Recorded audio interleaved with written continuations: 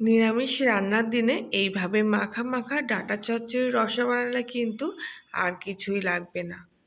যেমন পুষ্টিকর তেমনি কিন্তু সুস্বাদু।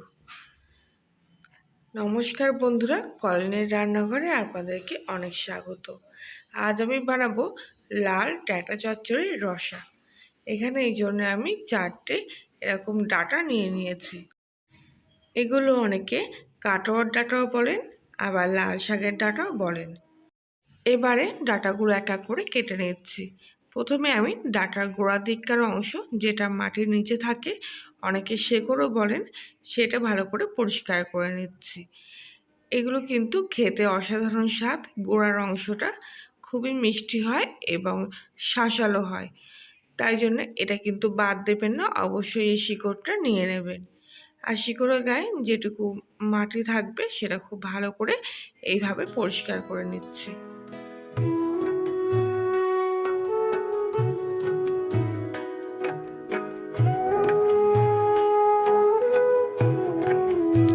মাছ বরাবর আর একটা ভাগ করে নিচ্ছি, যাতে খুব তাড়াতাড়ি সেদ্ধ হয়ে যায়।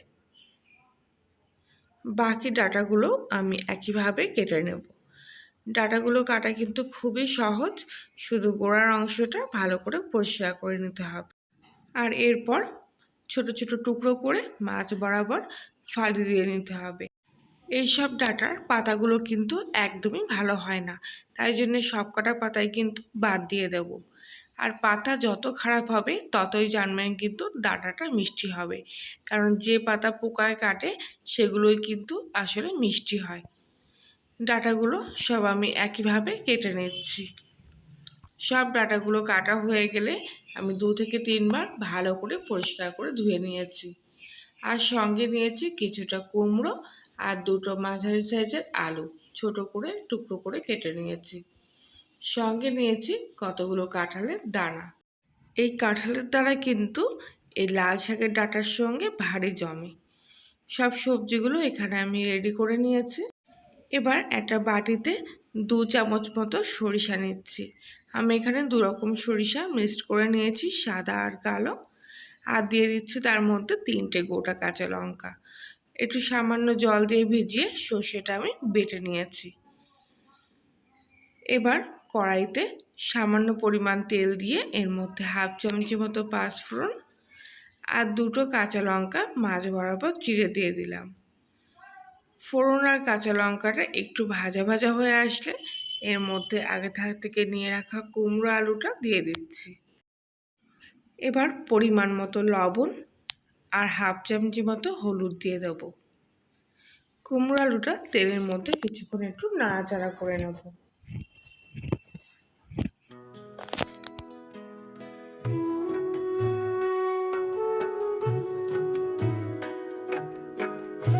কিছুক্ষণ ধরে কুমড়ো আলুটা তেলে কষানোর পর এরপর আমি এর মধ্যে আগে থেকে কুটে রাখা ডাঁটা আর কাঁঠালের দানাগুলো দিয়ে দিলাম।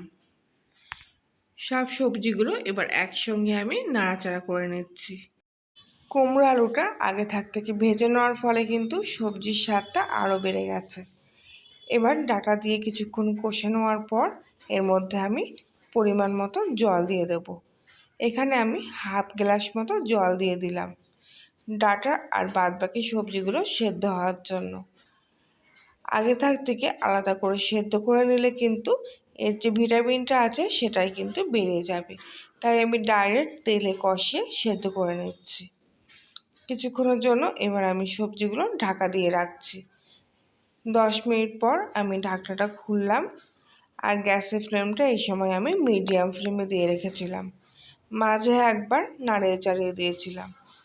আর সবজিগুলো দেখুন মোটামুটি কিন্তু সেদ্ধ হয়ে এসছে। এবার এর মধ্যে আমি 2 চামচ মতো চিনি দিয়ে দিলাম, যেহেতু এই সবজিটা কিন্তু একটু মিষ্টি মিষ্টি বেশি ভালো লাগে। অবশ্য আপনারা যারা মিষ্টি একদমই কম খান তারা 1 চামচও দিতে পারেন। চিনিটা আমি সবজির সাথে ভালো করে মিশিয়ে নিচ্ছি। এরপর এর মধ্যে আমি আগে থেকে বেটে রাখা সর্ষেটা দিয়ে দিলাম। সর্ষে বাটা দিয়ে সবজিটা আমি আবারও ভালো করে কষবো, যতক্ষণ না সর্ষে বাটার কাঁচা গন্ধটা চলে যাচ্ছে। এবার গ্যাসের ফ্লেমটা পুরোপুরি হাইতে রেখে আমি ভালো করে কিন্তু সবজির সাথে সর্ষে বাটাটা কষিয়ে নেব। এইভাবে কষতে কষতে দেখবেন সবজিগুলো কিন্তু আস্তে আস্তে মাখা মাখা হয়ে আসছে। প্রায় 2 থেকে 3 মিনিট মতো আমি এইভাবে ভালো করে কষিয়ে নিয়েছি। আর এবার এর মধ্যে আমি 1 চামচ মতো সরিষার তেল দিয়ে দিলাম। এতে কিন্তু গন্ধটাও খুব ভালো আসে। এবার রান্না আমার কমপ্লিট হয়ে গেছে। গ্যাসের ফ্লেমটা আমি অফ করে দিলাম।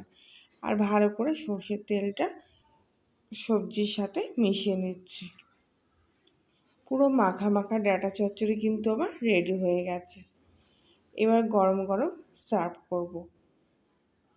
তাহলে আজকের এই ডাঁটা চচ্চড়ির রেসিপিটা গরম ভাতের সঙ্গে এইভাবে বানিয়ে একবার খেয়ে দেখুন। ডালের পাতে খেলেও কিন্তু আরও জমে যাবে। রেসিপিটি ভালো লাগলে লাইক কমেন্ট করবেন, নতুন হলে সাবস্ক্রাইব করে পাশে থাকার জন্য অনুরোধ রইল। আজকের মতো এখানেই, আবার দেখা হচ্ছে অন্য একদিন নতুন কোনো রেসিপির সাথে। ততক্ষণ সবাই ভালো থাকবেন।